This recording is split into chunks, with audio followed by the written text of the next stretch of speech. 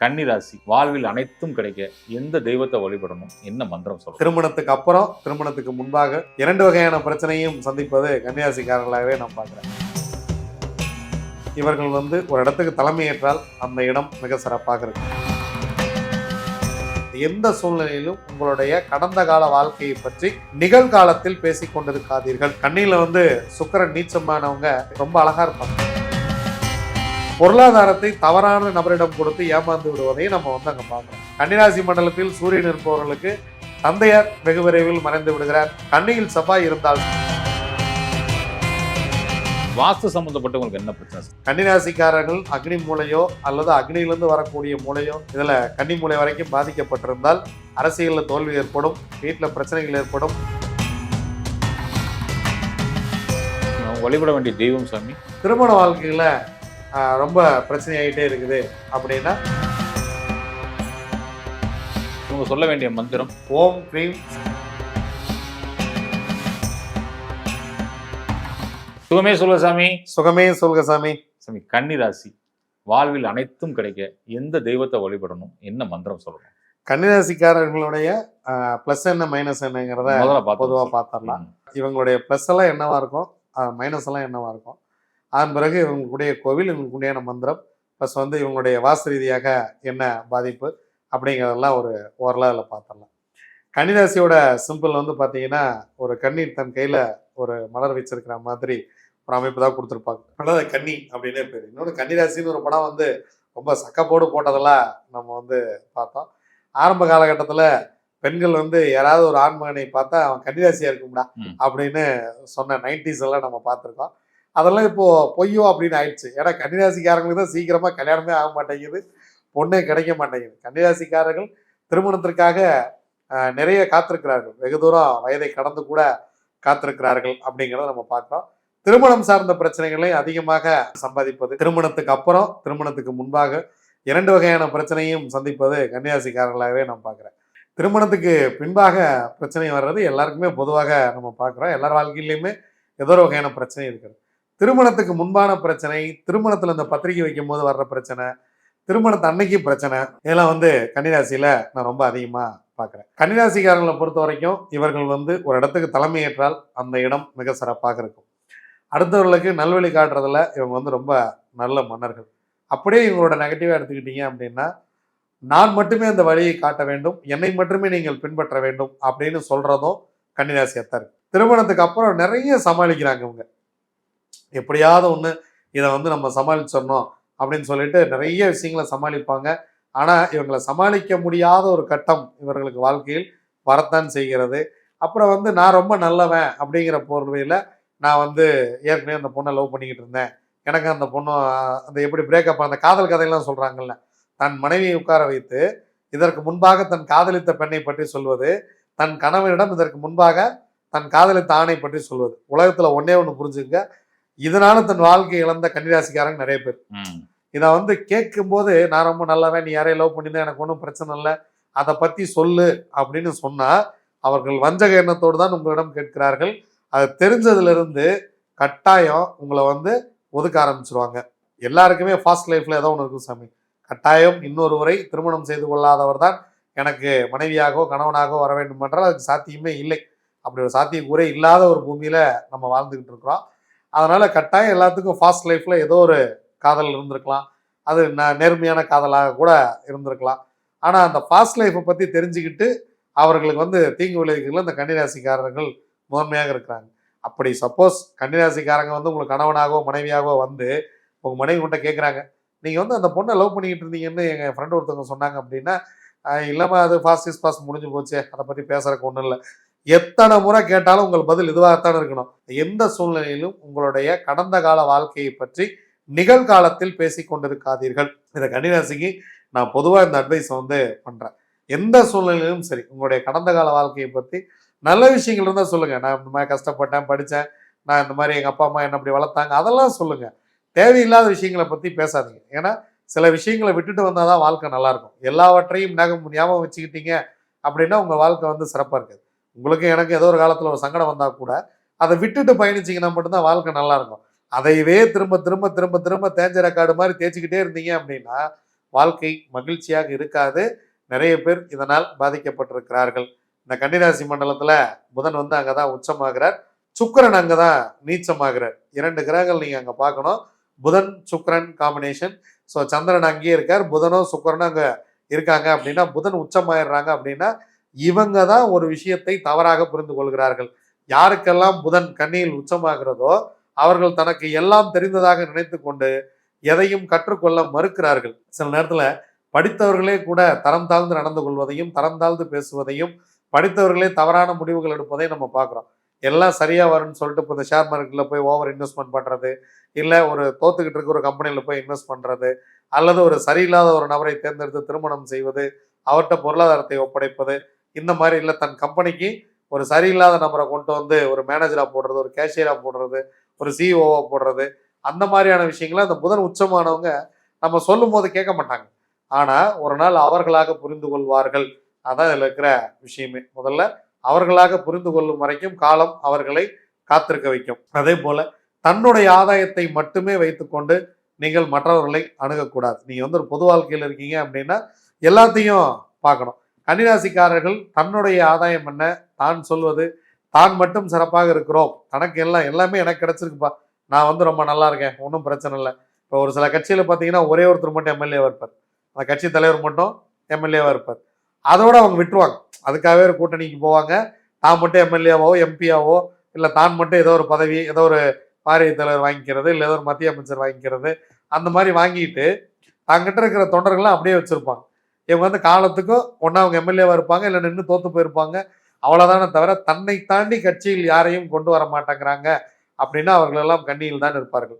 கண்ணியில புதன் உச்சமாவது. அதே போல கண்ணியில வந்து சுக்கிரன் நீச்சமானவங்க நீங்க வந்து ரொம்ப அழகா இருப்பாங்க. அங்க போய் கன்னி ராசி மண்டலத்துல சுக்கிரன் இருக்கிறவங்கள கவனிங்க. இவர்கள் எப்பவுமே அழகுக்கு பெயர் போனவர்களா இருப்பாங்க. இவங்க வயதை வந்து உங்களால் கண்டுபிடிக்க முடியாது.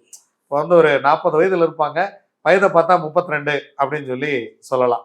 ஒரு 30 வயதுல இருப்பாங்க, வயதை பார்த்தா 20 வயது மாதிரி இருக்கும். இவர்களை வந்து நீங்க வயதை வந்து கண்டுபிடிக்கவே முடியாது. திருமணம் தாமதமாவது, திருமணத்துக்கு அப்புறம் ஒரு சில பிரச்சனைகளை சந்திப்பது, சுக்கிரன் அங்கே நீச்சம் பெறுவதால் நீங்க வந்து திருமண வாழ்க்கையில கணவன் மனைவி கடையில நிறைய ப்ராப்ளத்தை சந்திக்கிறதெல்லாம் நம்ம வந்து அங்க பார்க்குறோம். பொருளாதாரத்தை தவறான நபரிடம் கொடுத்து ஏமாந்து விடுவதையும் நம்ம வந்து அங்க பார்க்குறோம். கன்னிராசிக்காரங்க இந்த சுக்கிரன் அங்கே நீச்சமாகும் பொழுது அங்க வந்து பார்க்குறோம். கன்னியில சூரியன் இருக்கும் பொழுது ஒரு நல்ல ஒரு மாற்றம் அவர்களுக்கு கிடைக்கிறது. சூரியன் இருக்கும் பொழுது அவர்கள் சொன்னா 10 பேர் கேட்குற மாதிரி இருக்காங்க. ஏன்னா மேக்சிமம் வந்து புரட்டாசி மாதம் பிறந்தவர்களாக இருப்பாங்க. கன்னியில சூரியன் இருக்கும்போது புரட்டாசி மாதத்துல தான் கன்னியில வந்து அங்கே சூரியன் இருப்பார். அப்போ புரட்டாசி மாதம் பிறந்தவர்கள் எல்லாம் பாருங்க ஒரு மிகப்பெரிய தலைவராக மிகப்பெரிய இடத்துல இருப்பார்கள். அண்ணாதுரை புரட்டாசி மாதம் பிறந்திருக்கிறார். இந்த மாதிரி நிறைய தலைவர்கள் பேர்லாம் நம்ம வந்து அதில் சொல்லலாம். பிரதமர் மோடி, மன்மோகன் சிங், இந்த மாதிரி நீங்க நிறைய பேர் வந்து புரட்டாசி மாதம் பிறந்தவர்கள் இந்தியாவுக்கு தலைவராக வந்தது, தமிழ்நாட்டுக்கு முதலமைச்சராக வந்தது, தலைவராக வந்ததெல்லாம் நம்ம சொல்லலாம். கன்னிராசி மண்டலத்தில் சூரியன் இருப்பது மிக மிக சிறப்பு. கன்னிராசி மண்டலத்தில் சூரியன் இருப்பவர்களுக்கு தந்தையார் வெகு விரைவில் மறைந்து விடுகிறார், தந்தையாருடைய ஆதாயம் இல்லாமல் போகும், தந்தையாருடைய தொழில் பாதிக்கப்படும். அந்த மாதிரியான பிரச்சனைகள் எல்லாம் நம்ம வந்து அங்க பார்க்குறோம். இந்த கன்னி செவ்வாய் கடலும் வத்திரும் அப்படின்னு சொல்லி ஒரு பழமொழி இருக்கு. நீங்க ஜோடத்துல வந்து நிறைய பேர் அதை சொல்லியிருக்காங்க, நிறைய பேர் இதை பத்தி வீடியோலாம் போட்டிருக்காங்க. இது வரைக்கும் நீங்க ஏதாவது கடல் வத்தி நீங்க கேள்விப்பட்டிருக்கீங்க? இல்ல இல்ல. ஏதாவது கடல் என்னைக்காவது மெரினா பீச் வத்திருச்சுங்க, வெறும் மணலா இருந்து நான் பார்த்துருக்கேன் அப்படின்னு சொல்றதான் சொல்றமே, அது பொருத்தமா ஏதாவது ஒன்று சொல்லணுமா இல்லையா? ஆறு வத்திரும், ஏரி வத்திரும், குளம் வத்திருனா கூட ஒரு நியாயம் இருக்கு. கன்னி கட்டலே வத்திருங்க அப்படின்னு நிறைய ஜோடர்கள் சொல்லி நான் கேள்வியே பட்டிருக்கேன். இது எங்கிட்ட நிறைய பேர் கேட்டிருக்காங்க. கன்னிராசி மண்டலத்தில் செவ்வாய் இருப்பதும்னா அவ்வளவு பெரிய பிரச்சனை கிடையாது. ஏன் தெரியுமா அதை சொல்றாங்க? செவ்வாய் வந்து காலப்புருஷ தத்துவப்படி 1ஆம் வீட்டுக்குரியவர், அவர் போய் இங்க 6ஆம் வீட்டில் இருக்கிறார். கன்னிதான மேசத்துக்கு 6, அப்போ 6ஆம் இடத்தில் பகையாகிறார் அப்படின்னு அவங்க எடுத்துக்கிட்டு, கன்னியில் செவ்வாய் இருந்தால் கடலும் வற்றி போகும், அந்த மாதிரி பிரச்சனைகள் வந்து சேரும், எவ்வளவு செல்வ வளம் இருந்தாலும் அழிந்து போகும் அப்படின்னு சொல்லி ஜோட உலகம் சொல்கிறது. அது 100% உண்மை கிடையாது. கன்னியில் செவ்வாய் இருந்தால் செல்வ செழிப்போடு வாழ்வார்கள், கன்னியில் செவ்வாய் இருந்தால் தைரியமாக இருப்பார்கள். ஏன்னா கன்னியில் செவ்வாய் இருக்கக்கூடிய பலரை நான் பார்த்துருக்கிறேன். இவங்க வந்து வெளிநாட்டுக்கு போய் பணம் ஈட்டிட்டு வர்றவங்க, வெளிநாட்டுடைய பொருளாதாரத்தை வாங்குறவங்க, வெளிநாட்டுடன் தொடர்பு வைத்துக் கொள்பவர்கள், இதெல்லாம் வந்து ரொம்ப நல்லா பார்க்குறோம். அதே போல கன்னியில் செவ்வாய் இருப்பவர்கள் செல்வ வளம் பெருகி வாழ்க்கையில் மகிழ்ச்சியாக இருக்கிறவங்களையே நான் வந்து அதில் பார்க்குறேன். ஒவ்வொரு கிரகம் அங்கே எந்த சூழ்நிலையில் இருக்கு அப்படிங்கிறத நம்ம வந்து அதில் வந்து தெரிஞ்சுக்கணும். கன்னியில் குரு இருக்கும் பொழுது இவர்கள் வந்து நல்லா படிக்கிறாங்க, நான் நிறைய படிச்சிருக்கேன் அப்படிங்கிறதுனால அடுத்தவர்களை உதாசீனப்படுத்தக்கூடிய இடத்தில் நான் வந்து அவங்கள பார்க்குறேன். அதனால் இவங்க தன்னோட வாழ்க்கையில் அடுத்தவர்களை வழிநடத்தும் போது சரியாக வழிநடத்துவதும், குடும்பத்தில் பிரச்சனை இல்லாமல் பார்த்து கொள்வதும், தந்தையாரிடம் பிரச்சனை இல்லாமல் இருப்பதும் அப்படிங்கிறது ரொம்ப ரொம்ப சிறப்பு. புதன் 3 8 12 மறைந்து விட்டால், ராசி அதிபதி புதன் 3 8 12 மறைந்து விட்டால், மறைந்த புதன் நிறைந்த தனத்தை கொடுப்பார். புதன் ராசியில் உச்சமாகிவிட்டால் தனக்கு எல்லாம் தெரியும் என்ற மமதையிலேயே கொண்டு போய் தொடர்ந்து தோல்விகளையே சந்திக்க வைப்பார். நாம் தோற்று கொண்டிருக்கிறோம் அப்படின்னு அவர்களே நம்ப மாட்டார்கள். எப்போ பார்த்தாலும் இந்த ஜால்ரா அடிக்கிறவங்களே கூட வச்சுக்கிறது. நீங்கள் ரொம்ப நல்லா தானே பண்ணுறீங்க, அப்படியே ஜெயின் ஜக் அப்படிங்கிறது. அதாவது அவர் ஒரு தவறு செய்கிறாருன்னு வச்சுக்கோமே, நல்ல நண்பன் அதை சுட்டி காட்ட வேண்டும். நம்ம பக்கத்தில் இருக்கோம்னா, இல்லைங்க நம்ம இந்த மாதிரி தொடர்ந்து தோத்துக்கிட்டே வர்றோம், இல்லை தொடர்ந்து வந்து நம்ம பிஸ்னஸில் வந்து பிரச்சனையிலே இருக்கிறோம், இது எங்கேயும் எனக்கு தப்பாக படுது, இதை கொஞ்சம் சரி பண்ணிக்கணும் போல இருக்கு. உங்களுக்கு என்னங்க, புதன் ராசியிலே உச்சம், நீங்கள் சொல்கிறதான் எல்லாமே சரி அப்படின்னு சொல்லி கடைசி வரைக்கும் இவர்களை வாழ்க்கையில் முன்னேற விடாமல் வைத்திருப்பது அப்படிங்கிறத நம்ம வந்து பார்க்குறோம். கன்னிராசிக்காரர்கள் எப்பொழுதும் தனக்கு புத்தி சொல்பவர்களிடம் கவனமாக இருக்க வேண்டும். ஏன்னா தவறான பாதையை தேர்ந்தெடுத்து கொடுப்பதற்கு இங்கே நிறைய பேர் தயாராகவே இருக்கிறார்கள். சூரியனுடைய நட்சத்திரம் 3 பாதங்கள் இருக்கிறது, உத்திரம் 2 3 4 இருக்கிறது. சந்தனுடைய நட்சத்திரம் அஸ்தம் அங்கே இருக்கிறது. அதே போல சித்திரை நட்சத்திரம் செவ்வாயுடைய நட்சத்திரம் அங்கே இருக்கிறது. செவ்வாயுடைய நட்சத்திரத்தில் செவ்வாய் நின்றால் மிகப்பெரிய வளம் பெருகும். சந்தனுடைய நட்சத்திரத்தில் குரு நின்றால் மிகப்பெரிய பிரச்சனை நடக்கும். அஸ்தம் குரு சாபம் பெற்ற நட்சத்திரம் அப்படின்னு ஏற்கனவே சொல்லியிருக்கோம். இது என்னன்னா, தனக்கு எல்லாம் தெரியும் அப்படின்னும் தனக்கு எதிரில் இருப்பவர்களுக்கு எதுவும் தெரியாது அப்படிங்கிற ஒரு மனநிலையை இது உருவாக்கி மேலும் மேலும் மேலும் மேலும் பிரச்சனையை சந்திப்பது இந்த கன்னிராசிக்காரர்களுடைய மைனஸா நான் பார்க்குறேன். இவங்களுடைய பிளஸ் என்ன அப்படின்னா, சிறந்து வழி நடத்தக்கூடியவர்கள். இவர்கள் வாழ்க்கையில் சரியான இடத்தை தேர்வு செய்து சரியான பாதையில் சென்றால் மிகப்பெரிய வெற்றியையும் மிகப்பெரிய ஒரு சாம்ராஜ்யத்தையும் உருவாக்கி விடலாம். பொருளாதார ரீதியாக இவங்க வந்து ஒரு மிகப்பெரிய ஒரு மேம்பாட்டை அடையலாம். நிச்சயமா சாமி. வாஸ்து சம்பந்தப்பட்ட உங்களுக்கு என்ன பிரச்சனை? கன்னி மூலையும் அக்னி மூலையும் சென்ட்ரு பகுதி இவங்களுக்கு வந்து வரும். இது வந்து பார்த்தீங்கன்னா, இந்த அக்னி பாதிக்கப்பட்டிருந்தாலும் சரி, இல்லை இந்த அக்னியிலிருந்து சுவர்கள், அக்னியிலிருந்து எங்கே வருது அப்படின்னா கன்னி மூலைக்கு தான் வருது. அப்போ அந்த கன்னி மூலைக்கு வரக்கூடிய சுவர்கள், அதில் ஏற்படக்கூடிய பிரச்சனைகள், அங்கே வந்து பூஜை அறையும் இந்த டாய்லெட்டும் ஒரே செவரில் இருக்கிறது. இந்த பக்கம் பெட்ரூம் இருக்கும். குடும்ப தலைவன் வந்து கன்னி மூலையில் இருக்கணும் அப்படிங்கிறதுக்காக, குபேர மூலையில் இருக்கணும் அப்படிங்கிறதுக்காக அங்கே வந்து பெட்ரூம் இருக்கும். அதோடைய டாய்லெட்டையும் இந்த சமையலறையோட ஒட்டி போடுறது, இல்லை அங்கே வந்து சமையலறையை ஒட்டி பூஜை அறை வைத்து இந்த டாய்லெட் அதோட ஒட்டி போடுறது, அந்த மாதிரியான பிரச்சனைகள்லாம் வரும்பொழுது இவங்க வந்து பெரிய பிரச்சனைகளை சந்திக்கிறார்கள். இது வந்து பார்த்தீங்கன்னா, எனக்கெல்லாம் வாஸ்து மேலே பெருசாக நம்பிக்கையே கிடையாது. இதெல்லாம் நான் வந்து என்னுடைய அனுபவத்தில் பார்த்து இது இவ்வளோ பிரச்சனை செய்கிறதா அப்படின்னு பார்த்து அதை சரி செய்த பிறகுதான் இன்னைக்கு வந்து நிறைய பேர் வாழ்க்கையில் மகிழ்ச்சியாக இருக்காங்க. எப்போவுமே இவங்க அக்னி மூலையை ரொம்ப தெளிவாக பார்த்துக்கணும். அக்னி மூலையிலிருந்து வரக்கூடிய குபேர மூலை வரைக்கும் ஏதேனும் கிராஸ் இருக்கா அப்படிங்கிறத இவங்க வந்து பார்த்துக்கணும். அப்படி பார்த்துக்கிட்டாங்கன்னா மிகப்பெரிய மாற்றம் இவங்க வாழ்க்கையில் நடக்கும். அதே போல் இந்த பக்கம் வந்து மரங்கள் இருக்கலாம், அந்த ஏரியாவில் வந்து மரங்கள் வைக்கலாம். மரங்கள் வைக்கக்கூடிய பகுதி தான். அந்த மரம் எந்த அளவுக்கு வீட்டோடைய வெளிச்சத்தை மறைக்கிறது அப்படிங்கிறதையும் அதில் வந்து பார்க்கணும். இதில் ஏதேனும் பாதிக்கப்பட்டிருந்தா இவங்க வந்து கன்னிராசிக்காரர்கள் அக்னி மூலையோ அல்லது அக்னியிலிருந்து வரக்கூடிய மூலையோ இதில் கன்னி மூலை வரைக்கும் பாதிக்கப்பட்டிருந்தால் அரசியலில் தோல்வி ஏற்படும், வீட்டில் பிரச்சனைகள் ஏற்படும், பொருளாதார பிரச்சனை ஏற்படும். அந்த வீட்டோட இல்ல தலைவன் தலைவி இவங்க 2 பேருடைய வருமானம் பாதிக்கப்படும். வீட்டில் வந்து திருடு போவது, களவு போவது, பொருட்கள் காணாமல் போவது. ஒரு நிறுவனத்தில் இந்த மாதிரி வந்து பாதிக்கப்பட்டிருக்கிறது அப்படின்னா தொடர்ந்து சின்ன சின்னதாக காணாமல் போயிட்டு இருக்கும். இப்போ நீங்கள் ஒரு கட்டுமான நிறுவனம், பெரிய நிறுவனம், அங்கே ஒருத்தர் டெய்லி ஒரு 10 நட்டை தூக்கிட்டு போறாருன்னா உங்களுக்கு யாருக்கு தெரியும்? தெரியாது இல்லையா? 10 நட்டு காணாமல் போனது பெரிய விஷயம் இல்லை. ஆனால் இந்த அன்னியனில் கேட்குற மாதிரி 5 பைசா திருடுனா தப்பா? இல்லை. 5 கோடி பேர் 5 கோடி தடவை 5 பைசாவா திருடுனா பெரிய திருட்டது. அந்த மாதிரி வீட்டில் இருந்து நிறைய திருடு போவது, அதே போல நிறுவனங்களில் திருடு போவது, அந்த மாதிரியான விஷயங்கள் எல்லாம் இந்த பாதிப்புல தான் நான் வந்து பார்க்குறேன். அப்படி இருந்தால் நீங்கள் வந்து அதை சரி பண்ணிக்கிறதுக்கு உண்டான ஏற்பாடுகளை செஞ்சுங்க. நிச்சயமா. வழிபட வேண்டிய தெய்வம் சாமி திருக்கழுக்குன்றம் வேதகிரீஸ்வரர் சுவாமியை போய் வழிபடுறது மிக மிக சிறப்பு. திருக்கழுக்குன்றத்தில் தான் தினசரி கலகு வர்றதெல்லாம் நம்ம நிறைய படிச்சிருக்கிறோம். அது வந்து இவங்களுக்கு ரொம்ப சிறப்பாக இருக்கும். அதே போல் இவர்கள் வந்து இந்த திருமணமாகாமல் இருக்கக்கூடிய கன்னி பெண்கள் யாராவது இவங்களுக்கு தெரிந்தவங்க இருக்கிறது. அதே போல இந்த கோவில்ல இந்த கன்னி பூஜை எல்லாம் வைப்பாங்க. குத்துவிளக்கு பூஜை அந்த மாதிரி வைப்பாங்க. கன்னி பெண்கள் சீக்கிரமாக திருமணம் நடைபெறணும் அப்படிங்கிறதுக்காக குத்துவிளக்கு பூஜை இந்த ஆடி மாதங்கள்ல செய்வது வழக்கம்.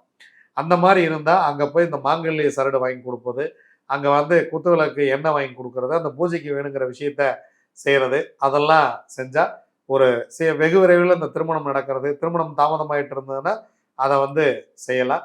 திருமண வாழ்க்கையில ரொம்ப பிரச்சனையாயிட்டே இருக்குது அப்படின்னா இவங்க வந்து கன்னிகா பரமேஸ்வரி அம்மனை போய் வழிபடுறது ரொம்ப சிறப்பா இருக்கும். அந்த அம்பாளுக்கு போய் தீபம் ஏற்றி வழிபட்டா குடும்பத்தில் இருக்கக்கூடிய பிரச்சனைகள் எல்லாம் சால்வ் ஆகும். நிச்சயமா. இது என்னைக்கு செய்யணும் சாமி கன்னிராசிக்கு? இவங்க வந்து புதன்கிழமை அன்னைக்கு செய்யலாம். இவங்களுடைய நட்சத்திரத்தை அன்னைக்கு செய்யலாம். நட்சத்திரத்தை அன்னைக்கு செய்தா மிக மிக சிறப்பாக இருக்கும். நிச்சயமா சாமி. இவங்க சொல்ல வேண்டிய மந்திரம் ஓம் கிரீம் ஸ்ரீம் சௌம் அப்படிங்கிற இந்த மந்திரத்தை காலையில 4:30 மணிலிருந்து 6 மணிக்குள்ள பிரம்ம முகூர்த்தத்துல இவங்க சொல்றது மிக மிக சிறப்பு. அதே போல இவங்க வந்து புதன்கிழமைகள்ல ஆரம்பித்து இந்த மந்திரத்தை சொல்லலாம். இல்லைன்னா அவங்க ஜென்ம நட்சத்திரத்துல ஆரம்பித்து இந்த மந்திரத்தை சொல்லலாம். அதே போல இவங்க நட்சத்திர பட்சி, அந்த பட்சியோட அரசு வேலையில இந்த மந்திரத்தை சொல்லலாம். தொடர்ந்து இந்த மந்திரத்தை சொல்லிட்டு வரலாம். இதுக்கு வந்து மாதவிடாயோ அல்லது வேறு ஏதேனும் உறவுகள்ல வேறேனும் தவறிட்டாங்க, நான் பெரிய காரியத்துக்கு போயிட்டு வந்தேன், அந்த மாதிரி எல்லாம் இதுக்கு ஒன்றும் தடை கிடையாது. வந்த வீட்டுக்கு வந்து வெளியில வந்து குளிச்சுட்டு இவங்க போய் ரெகுலரா இவங்க வீட்டுல ஏதேனும் அசம்பாவிதம் நடந்தால் மட்டும் அதை தொடர வேண்டாம். மற்றபடி வெளியிலலாம் ஒன்றும் பிரச்சனை கிடையாது. இதை வந்து தொடரலாம்.